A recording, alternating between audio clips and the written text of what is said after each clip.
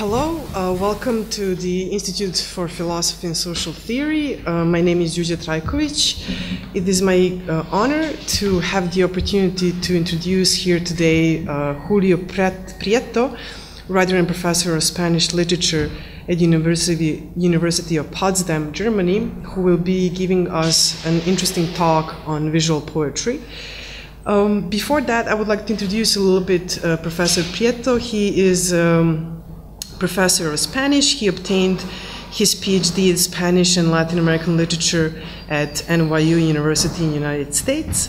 He was a guest lecturer at universities across Europe, United States, and Latin America, and he's an author of several books, amongst which on poetry, literary theory, criticism. His most recent book is Politics of the Present, Critical Perspectives on Contemporary Hispanic Poetry. Professor Prieto, thank you so much for joining us, and you may start. Thank you very much for the introduction. It's a pleasure to be here. What I'm going to present is part of a book project on intermediality and cultural theory. So it's a book that I try to think the relationship between writing and vision, to put it very simply. And the topic I'm going to explore today, it would be what I would call the visions of writing, meaning both the kind of vision, the kind of visuality that writing allows or enables, but also the theories and conceptions of writing that inform critical theory and artistic and literary practice. So it's both how writing or literature sees and how literature is seen, with the relationship between these two dimensions. No? I'm going to concentrate on the work on a Peruvian poet and visual artist, Jorge Eduardo Eielson. The work of Eielson is especially apt to explore this subject, no? The visions of writing, given his dual condition of writer and visual artist, and especially because of the fact that his writing and his artwork are of comparable rank.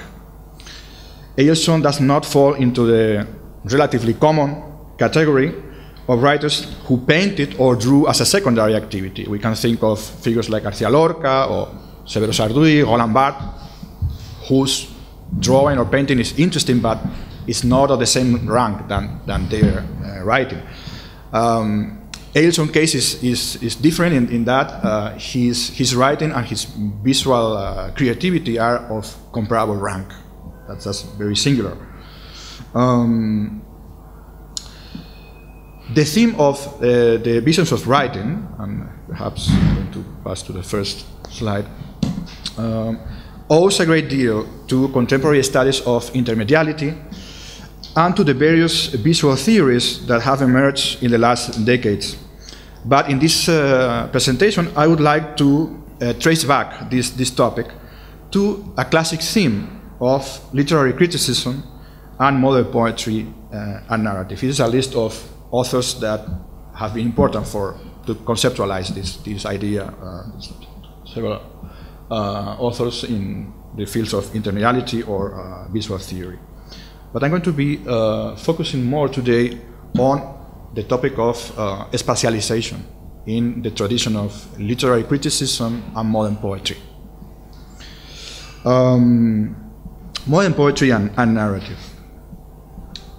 I am referring, this concept of spatialization comes from a seminal essay by Joseph Frank on modernist fiction, spatial form in modern literature from 1945, which is also, this concept, a central trait of modern poetry, starting with Mallarmé's and Coup de Dé, and continuing with Apollinaire's Calligramme and Ezra Pound's Cantos. Beyond the typographical puns and calligrammatic effects, a la Apollinaire, which the historical avant-gardes were so fond of, we can think of Marinetti's Parole e Libertà or Dadaist poetry, I would argue that the disposition of the words on the page, the visual rhythm of the text, became as crucial in modern poetry as meter and rhyme were for classic poems.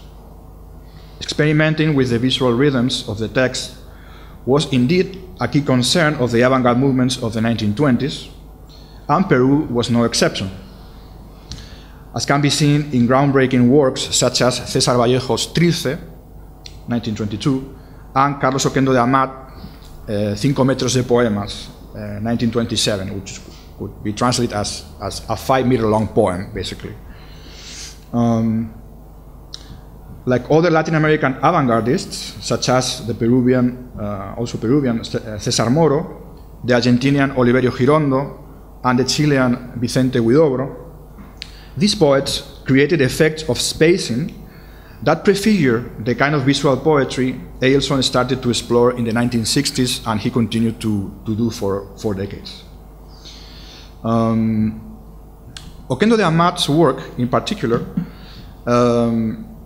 being an object book that materializes on a continuous fold of paper the 5-meter-long poem of the title, anticipates the material aspects of the spatialization that distinguish many of Eielson's experiments in expanded poetry, to borrow Novale's famous expression. The book, it's not exactly 5 meters, but it's almost, it's like 450, but the actual measurement of the paper materializes the title, right? In what follows, I will focus on a specific issue raised by Eielson's work: how his visual poetry relates to the politics of writing in Latin America, and in particular, how his experiments in spatialization rethink the conceptions of writing and the figures of intercultural relation that determine the history of the region. I propose to approach this question through a work entitled Leonardo's Codex on the Flight of Birds and Knots. This is a work that is many works, we could say, which in a way could be said also of the whole of Eielson's production, to the extent that it does not propose discrete and finished works so much as series of open experiments that dialogue with one another and involve different media, disciplines and traditions: literature, visual poetry, abstract and material painting, installations, performance art, etc. In its dual condition of illegible text and artistic object of dubious definition, this strange-looking book, since that is what a codex is, somehow condenses the 2 main aspects of Eielson's work, which he himself describes as a combination of written and visual poetry. Written poetry, poesía escrita, is indeed the title he gave to the successive editions compiling his poetic work published in book form. The first one published in Lima, 1976, the second in Mexico, 89, the third and last in Bogotá, 98. After which he still published several poetry volumes in the 2000s, the last one in 2005, 1 year before his death. Visual poetry, on the other hand, is the term with which he refers to his plastic and performative works, including a wide spectrum of visual poems, pictorial works, installations, performances, and conceptual art.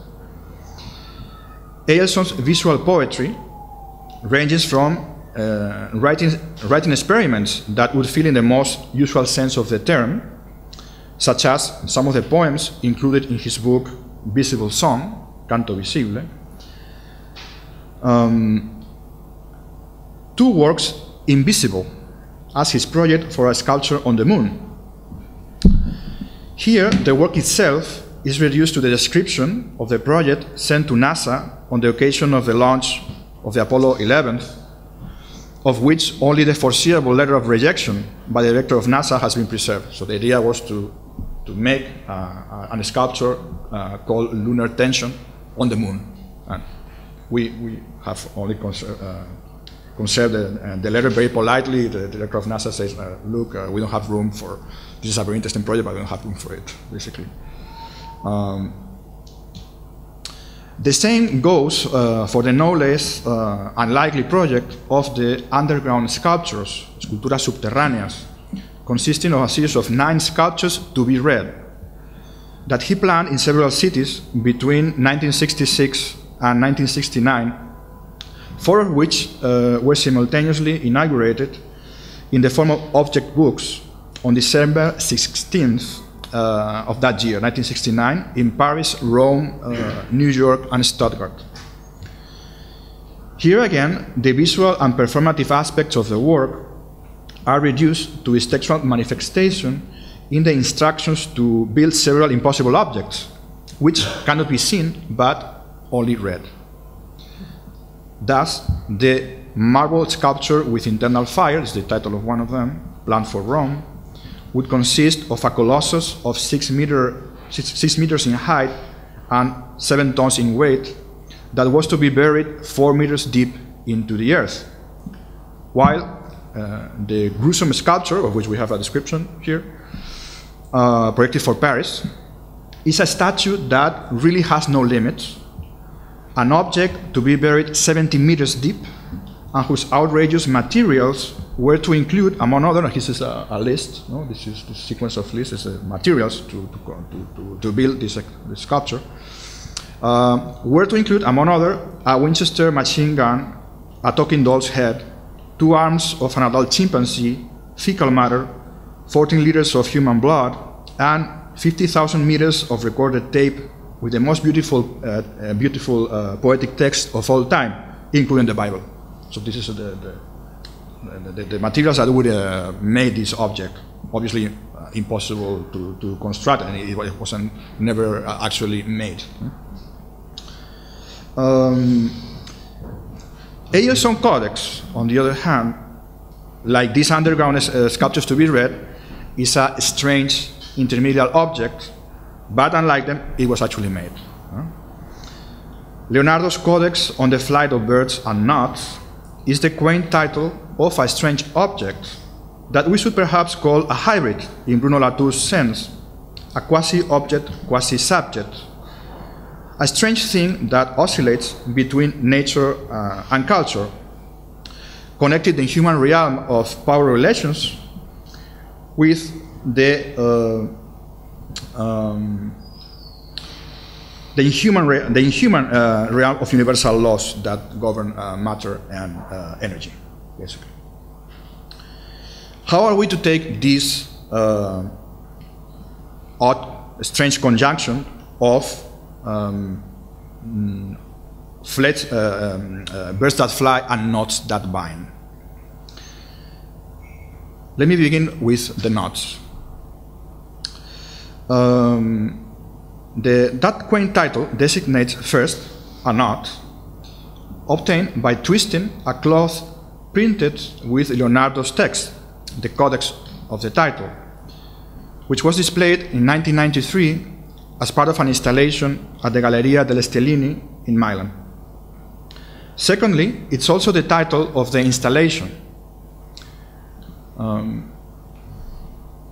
consisting of 40 of these textual and textile knots suspended in midair through golden threads attached to the ceiling. In turn, this installation is part of a double tribute to Leonardo, consisting of 2 adjoining rooms that evoke the continuous dialogue between Leonardo da Vinci's painting and writing, which Leonardo's, between his scientific research and his artistic practice. Thus, the space in which Leonardo's codex is noted and put in flight directly communicates with an adjoining installation that revisits one of his most famous paintings, The Last Supper. At the same time, each of these installations and hybrid objects are integrated in several intermediate series that continually link Eielson's written and visual poetry. Thus, tribute to Leonardo and Leonardo's codex are taken up in 1996 in 2 variations on this subject that oscillate between writing and painting. The knotted cloth of the canvas, referring both to the materiality of Andean textile arts and to the Western tradition of oil painting, and also writing, because after all, it's a text by Leonardo. This is text by Leonardo. Yeah, this is a codex that was, the text was printed in the cloth, and then the cloth was manipulated in several ways. Is this Latin? No, that's Italian. I will talk later about Leonardo's writing, because obviously what interests me here is the relationship between the writing and its visualization.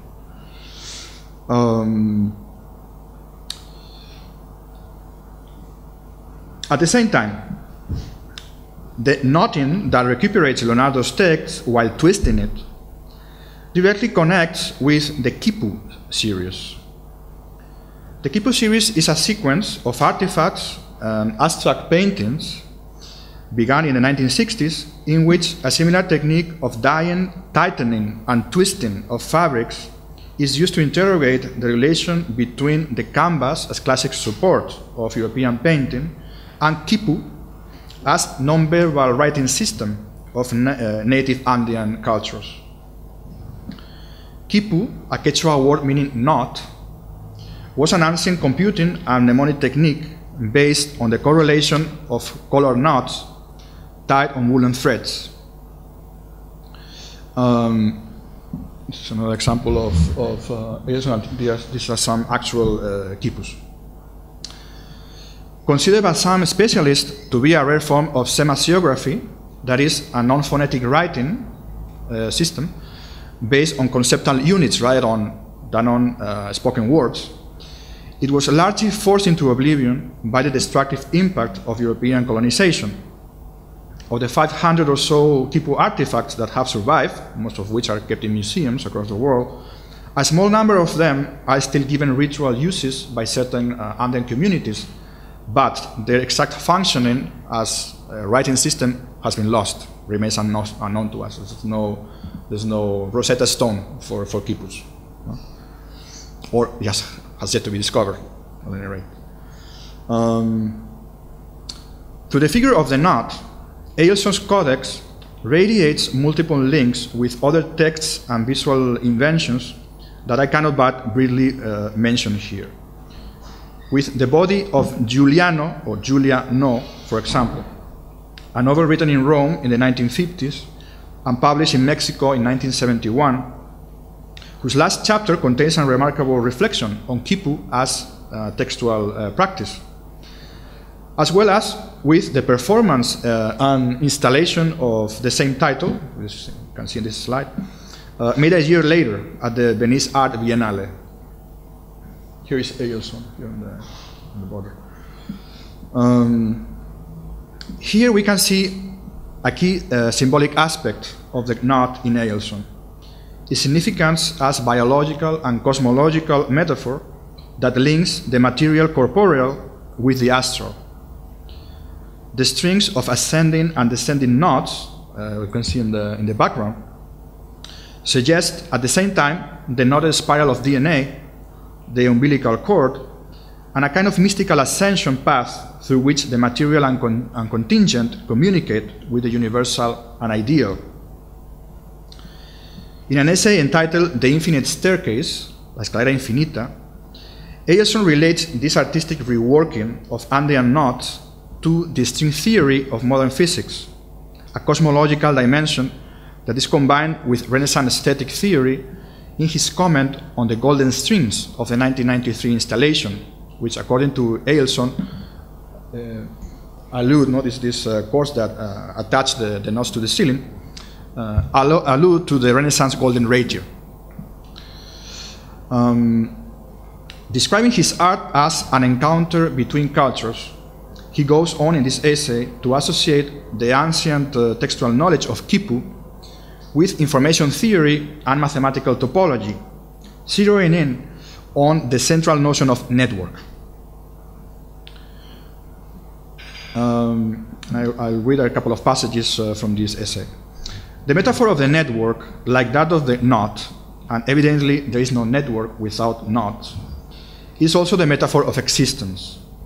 From the spiral chain of knots that constitutes the primordial DNA of life, to the unfathomable bundle of nerves and neurons that conform that miracle of evolution that is the human brain, our entire existence is the history of a structure that must continually invent for itself an infinite network of information and interactive links in order to survive and be able to expand its vital horizon. Interestingly, he goes on to describe his conception of the knot as mediator between the world of words and the world of numbers, as exemplified by his own written and visual poetic practice in a passage permeated by the vocabulary of quantum mechanics and chaos theory. This is the second passage. Words that are also signifying knots, and knots that are also words, that is, signifying objects, simultaneously appear in a mysteriously ordered and chaotic universe, ruled only by the number and the case, in which human beings participate with free and sovereign will. A visual example of this conception is my series Knots as Stars, Stars as Knots, from 1993, in which the nuclei of colors and knots, the knots, proliferate on the bidimensional space in and out of the celestial coordinates, creating a chaotic rain of chromatic and dynamic values that conform a true galaxy. This is the description of this painting. Also tellingly, in this essay, he describes his poetic practice as a form of cognition beyond verbal communication, casi en los límites del silencio, almost on the verge of silence, equating it to abstract forms such as music and mathematics. So it's very interesting in this artist is interdisciplinarity, with mixtures avant-garde art, modern science, Andean tradition, artistic tradition. As to the other side of Eielson's tribute to Leonardo, his staging of The Last Supper connects with yet another series of texts, installations, and paintings. On the one hand, with his novel First Death of Mary, published in Mexico in 1988, and with the installation of the same title made the same year in Lima. We see the resemblance in the uses of color and the space with the Last Supper installation. On the other hand, it also establishes connections with the series of abstract and material paintings entitled Infinite Landscape of the Coast of Peru. A series began in 1961 and continued for several decades, to which also this installation belongs. These paintings, the paintings of this series, were actually made with sand brought from the coast of Peru while he was living in Italy, where he settled after his voluntary exile in 1948. Some of the paintings incorporate semi-buried textile materials and occasionally can be read as visual poems, as we can see on the image on the left. I don't know if you can see it, but it's the word for the Spanish word for poem is written on the sand.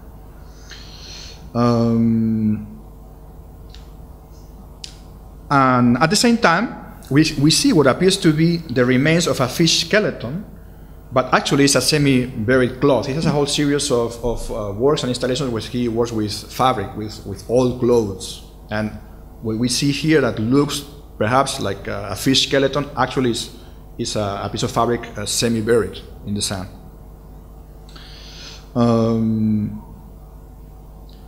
Perhaps suggesting the signs of a writing whose code has been lost, as was the case with Andean khipus. We might associate this specter of a hybrid, one that combines the man-made description with an description made by nature, but that actually perhaps is also human. We might associate this with the graphismos of Argentinian artist Mirta de Misace, an important figure of the Latin American art scene of the 1960s, who was, like Eielson, a pioneer of conceptual art. But let us go back to that a strange signifying object named Leonardo's Codex on the flight of birds and knots. A knot object, beyond words, sounds, and forms, to put it in Eielson terms, or perhaps a knot object, not subject, to borrow Latour's expression. William Rowe observes that there are two main paths to enter and leave Eielson's work, through cultural history and through the topology of reading. What I would like to consider here is how these two paths, in fact, continually crisscross. On one hand, in terms of what Rowe calls the topology of reading, the knotting of Leonardo's text dialogues with a series of experiments in visual poetry in which Eielson tenses the link between reading and seeing, that endless loop by which the gaze and language intersect to infinity, as Foucault describes it in The Order of Things. This is the case of a work such as Paper, another book, quote unquote, consisting of a series of textual manipulations, is a sequence of pages successively or simultaneously pierced, scratched, stained, and burned. In this minimalist book, what can be read is drastically reduced to what can be seen on the surface on which it is printed, producing an infinite loop of redundancy and divergence between the readable and the visible. Since the text that pretends to name only what is seen on the page obviously does not and cannot name everything that is seen, which would be as impossible as would it be for a map to represent a territory in its entirety, as we are reminded by Borges' famous parable on exactitude in science. No? The idea of a map that would be built on a scale of 1 to 1 and would represent an entire territory. But the same way we can say that the text, the title, the text we can read, right? Folded, pierced, striped, and burned paper with 9 words describes what we can see, but we could also see other things. Here we could make other descriptions of what we see. We can never totally pin down what we see into some statement or some description of it. And I think that's the same paradox of that Borges' text makes us think of. Okay. It is also the case of the already mentioned stars, a visual poem, where the successiveness of writing tends to dissipate into the simultaneity of vision, in an effect akin to the experiments of the Brazilian concrete poets of the 1950s. In stars, as in Augusto de Campos' Viva Vaia, which translates from Portuguese something like long live and go away. In these words, we encounter a kind of semiotic blinking around the moment when we stop reading the signs forming the word starts, or the antinomy Viva Vaia, and start seeing a starry sky or a dynamic design of triangles. However, an analysis of the topology of reading in Eielson's knot objects would not take us very far without considering the cultural history in which they are inscribed. That history has partly to do with what Rowe elsewhere calls the historical violence of the letter in Peru. Eielson's topology of reading is especially interesting in that sense, in that it functions as a critical figure that intervenes in a historical field teeming with visions and theories of intercultural relation, as well as with visions and theories of writing. Both are interconnected. This historical field, far from being limited to the Peru of the 1990s, pertains to the extended history of Latin American modernity, a history that was shaped throughout 5 centuries of conflictive exchange between European and American cultures, in an uneven global field marked by the divide between the colonizing sciences of the West and the subalternized epistemologies of the South, to borrow Boaventura de Sousa Santos' expression. How then do Eielson's knots intervene in this history? To answer this question, we must look more closely at the interdisciplinary aspects of Eielson's topology of reading. Topology refers here to the mathematical theory developed in the mid-19th century in the pioneering studies of Gauss, Tate, and Lord Kelvin, a theory with contemporary ramifications in numerous disciplines: computer science, astrophysics, biochemistry, and so on. Knot theory and network topology, specific branches of this theory, can be described as the algebraic study of multiply connected regions and their possibilities of mutations and permutation. Here's some images produced in relation to mathematical topology. Tate's table of tenfold knottiness offers, for example, a calculation of possible knots with 10 crossing points. Let us call them, for the sake of this discussion, points of relation. As epistemological figures in Haas-Blumenberg sense, or as what William Mitchell calls meta-images, that is, as figures enable a specific way of seeing and thinking, Eielson's knots retain the topological dimensions of multi-connectivity and continuous mutability, and thus undermine the binarisms and linear logics that often lurk in the metaphors of intercultural relation, privileged in the tradition of Latin American cultural theory. Here's a list of the major landmarks of Latin American cultural theory in the 20th century. Metaphors such as José Vasconcelos and Gilberto Freire's mestizaje, miscegenation, Fernando Ortiz and Ángel Rama's transculturation, or Antonio Conejo Polar's heterogeneity.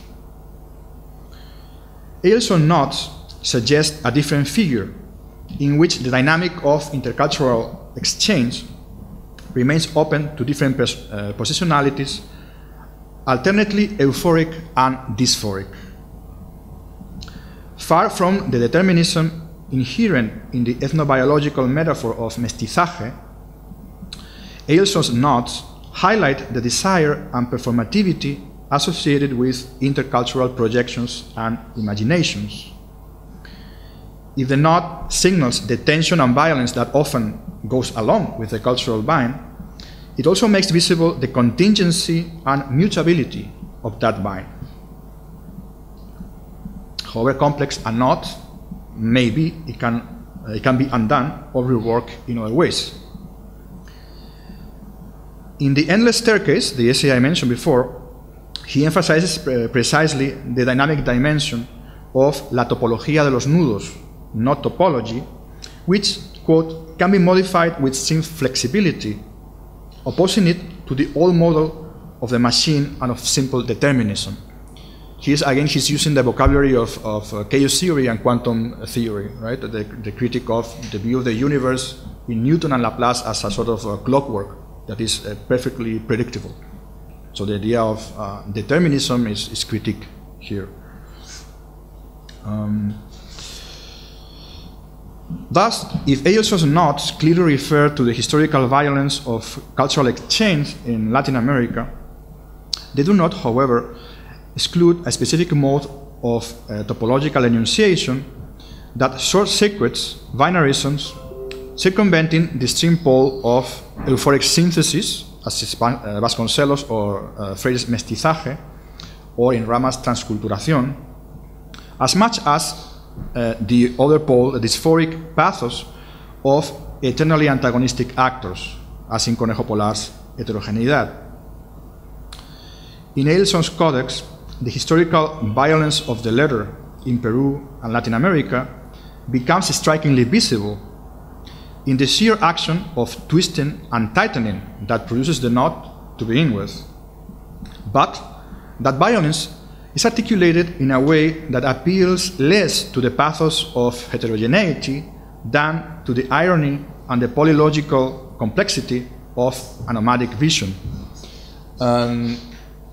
Here Eielson describes in one of his essays, he says himself, or speaks of my cultural nomadism, and I can think we can relate this cultural nomadism to these theories of relationality, like Glissant. I went too far. Okay, I think we can relate this to Glissant's Poetics of Relation. This is a book from 1990, where he thinks in the context of the Caribbean. It's a theory of intercultural relation, where he speaks of the contaminating violence of the relation, but at the same time he thinks of the productivity of the nomadism in a less dysphoric way, I would say. Good. The play of tensions between seeing and reading, as well as between writing and painting, exposed by Eielson's noting, is framed by a specific colonial history of negation of non-European writing. Eielson Knot-Poetics at once remembers and resignifies the historical violence of the gesture of not seeing the other's writing. In the 16th century chronicles of the conquest of Peru, that gesture is usually attributed to the Inca king Atahualpa, who in his famous encounter with the Spanish conquistadors at Cajamarca, when confronted with a European text, a Bible handed to him by a priest, threw it to the ground with contempt as something meaningless and useless. As is well known, it is a gesture that costed him his life, marking the symbolic beginning of colonial subjugation for Andean peoples. In a late Quechua play, I think this is this slide, The Tragedy of Atahualpa's Death, Atahualpa describes the European book in these terms. Who knows what this chala, this corn husk, means? Viewed from this side, it is a hotbed of ants. From the other side, it looks like the traces left by the feet of birds on the muddy banks of the river. In other versions, the gesture of making illegible, by which the text of the other is reduced to a stained cloth or to something incomprehensible that hits the eyes, is alternatively held by Americans and Europeans. In a Quechua oral tradition, included by Edmundo Bendezur in his book Quechua Literature, the meeting between the brothers Incarri and Españarri, that is, between Inca king and Spanish king, is represented in a mythical key.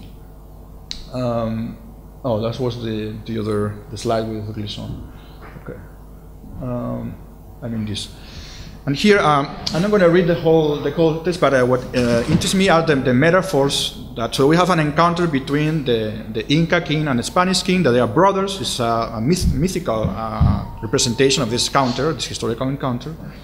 And they exchange writings, right? So the Inca king gives him a khipus, and the Spanish king gives him a book, a piece of writing. And they both react with contempt for the writing, for this device that carries the writing of the other, right? But what I find especially interesting here is the metaphors that they use to describe these writing artifacts, right? So the European book is described as, he says, what birds have dirtied this white leaf. Right? It's a white surface that has been dirtied by the feet of birds. Right? And equally, the khipus is described as old rags. Right? It's a piece of fabric, an old piece of fabric, which is something that, as I said before, Eielson works a lot with this figure of fabrics, manipulated fabrics. Has to do also with a very rich tradition of textile arts in the Andean region. So, the violence of the gesture of not seeing the other's writing, so evident in this passage, emerges once and again in the chronicles of the conquest of America. A notable exception is the view expressed by Jesuit priest José de Acosta in his Natural and Moral History of the Indies. I read. There were different khipus or branches, and in each bunch of these there were knots and tiny knots and tight trinkets, some red, other green, other blue, other white, and finally so many differences that just as we, with 24 letters, cooking them in different ways, make infinite words, so they, with their knots and colors, get innumerable meanings of things. Father Acosta's appreciation of khipu as a form of communication, comparable to European writing, is quite rare in colonial literature, where the gesture of not seeing the other's writing is rather the rule. Eielson Codex reactivates and resignifies the violence of that gesture that marks the history of the letter city in Latin America, and to a great extent also the history of modern Western republics. To that effect, he deploys a strategy involving two operations. First, deactivating and displacing European writing, in this case, Leonardo's text. And second, reactivating khipu as a form of writing while affirming its value and as textual practice. As to the latter, Eielson questions the Eurocentric ideology that historically denied that peoples seen as primitive could have writing, that supposed lack being precisely what allowed them to be classified as backward or devoid of civilization, thus providing a convenient argument to justify colonization. Explicitly, Eielson treats khipu as forms of synesthetic, non-alphabetic writing, seeking to reactivate the ancient practice of Andean peoples, as is evident in his piece Alphabet, and in many of his remarkable essays on Andean art and culture. In one of these essays, entitled Light and Transparency in the Textile Crafts of Ancient Peru, he describes pre-Inca textile art as escritura visual inextinguible, an inexhaustible visual alphabet, and as escritura de algodón, cotton writing. In this, Eielson seems to concur with Derrida's observation of grammatology. In fact, the peoples said to be without writing lack only a certain type of writing. As to the first operation performed by Eielson notes, the reimagination of Andean writing is simultaneous to the gesture of displacing the European text. By twisting and knotting Leonardo's codex, reducing it to the materiality of a soiled cloth, Eielson performs a violent manipulation that reinscribes, in an aggressive reply, an entire history of suppression of Andean textuality. But Eielson's poetic gesture is not confined to the binary confrontation of the European and the Andean, or to the inscription of a pathos linked to the vision of the vanquished, to borrow the title of Miguel Ángel Portilla's famous compilation of Native American narrative of the conquest. A pathos that perhaps best describes the work of Eielson's friend, the also Peruvian abstract painter Fernando de Cislo.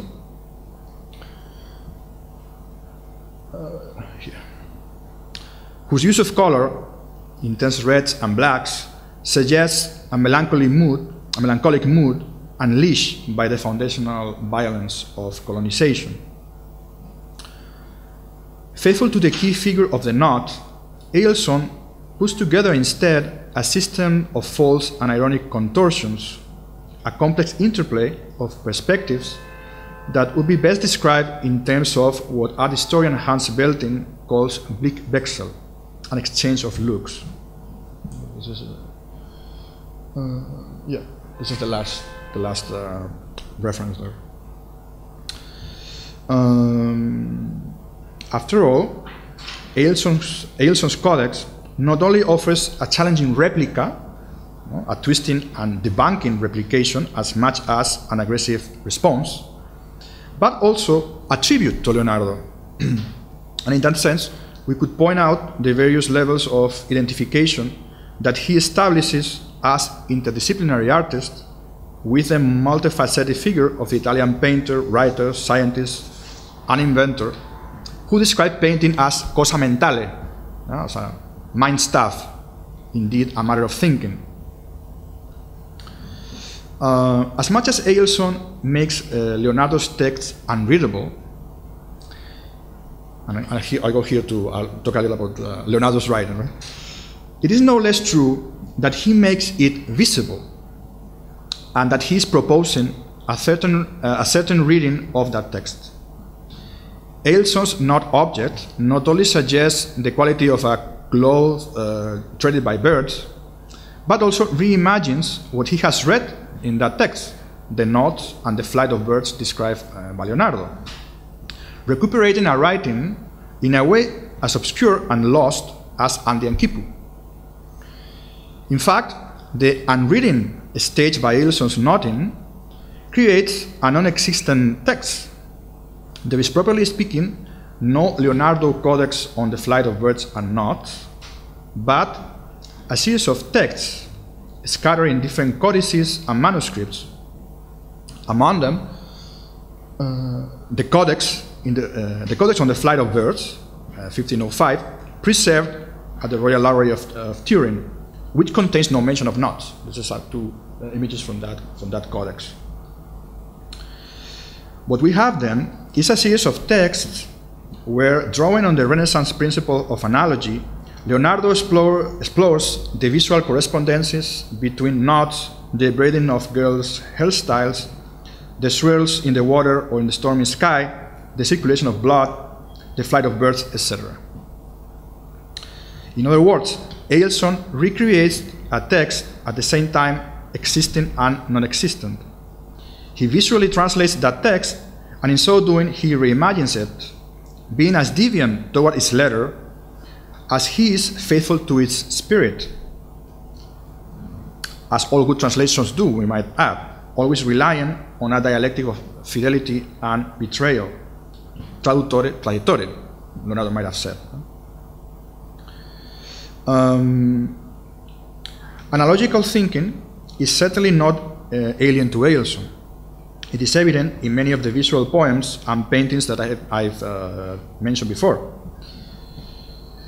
In the visual poem Stars, and in the pictorial series Knots as Stars, Stars as Knots, he works with the analogy knots, letters, stars, also present, as we saw in his essay The Infinite Staircase, and synthesized in these verses from his book Nudos. Nudos que son sombras de infinitos nudos celestes, knots that are shadows of infinite celestial knots. As to Leonardo's knots, there's no specific codex or treatise that focuses specifically on them. Leonardo mainly explored the figures of concatenation and interlacing in several works. The arboreal decoration of the ceiling of the Sala delle Asse in the Sforza castle, I don't know if you can see it here, there is a continuous interlacing pattern, a golden pattern in that ceiling.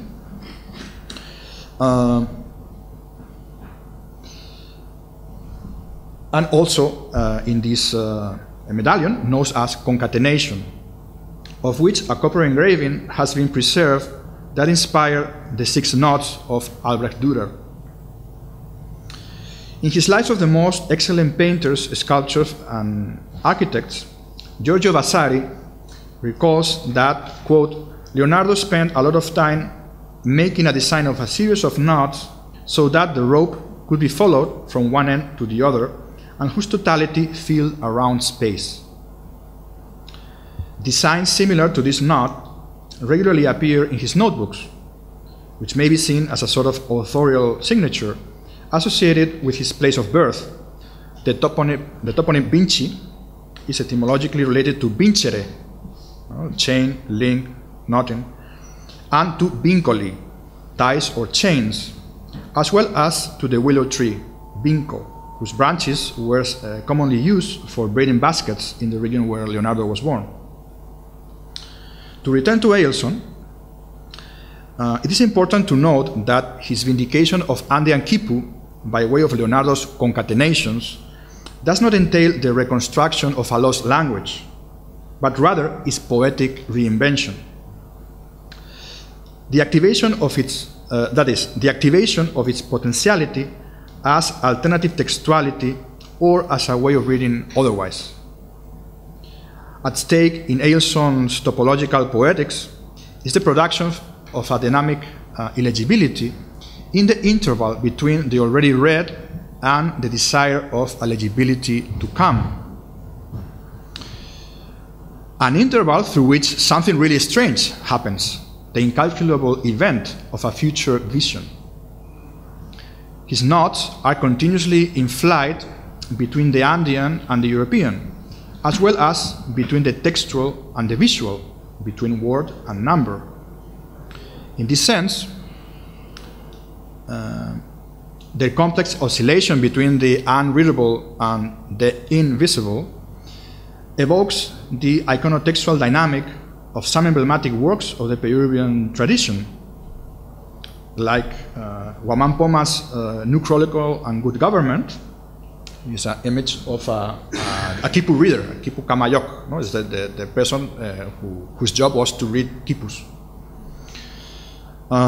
Or José María Argueda's posthumous novel, The Fox from Above and the Fox from Below, which also has a very interesting working with iconotextual dynamic between dialogue between text and image. As much as, so this is the Eielson's Knots connects with this Peruvian tradition, but also with the tension between word and image, between human letters and inhuman numbers, that defines Leonardo's own writing, insofar as he always writes through drawing. Incidentally, it is not without irony that Leonardo called himself an uomo senza lettere, right? Given the quantity and the importance of his writing, right? But he describes himself modestly as someone uncultivated and without letters. Right? So, to conclude, what Eielson's topological poetics envisions, then, is not a binary confrontation of European and American epistemologies, but their knotting. The visualization of a complex system of approaches and deviations that can be best described in terms of what Bruno Latour calls symmetric anthropology, a non-hierarchical system where the positions of object and subject are not fixed, but continually circulating. In this poetic assembly and political assemblage of not objects, not subjects, Andean and European knowledges and textual practices are knotted. That is, they relate to one another multidirectionally.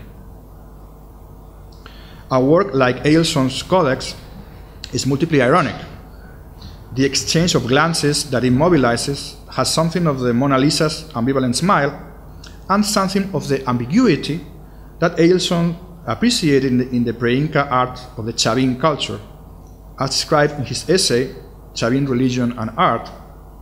Or perhaps we should describe it with the words he uses elsewhere, referring to the art of the Chancay people as a culture of resistance, which he describes as esta sonrisa textil que atraviesa la entera costa central del Perú.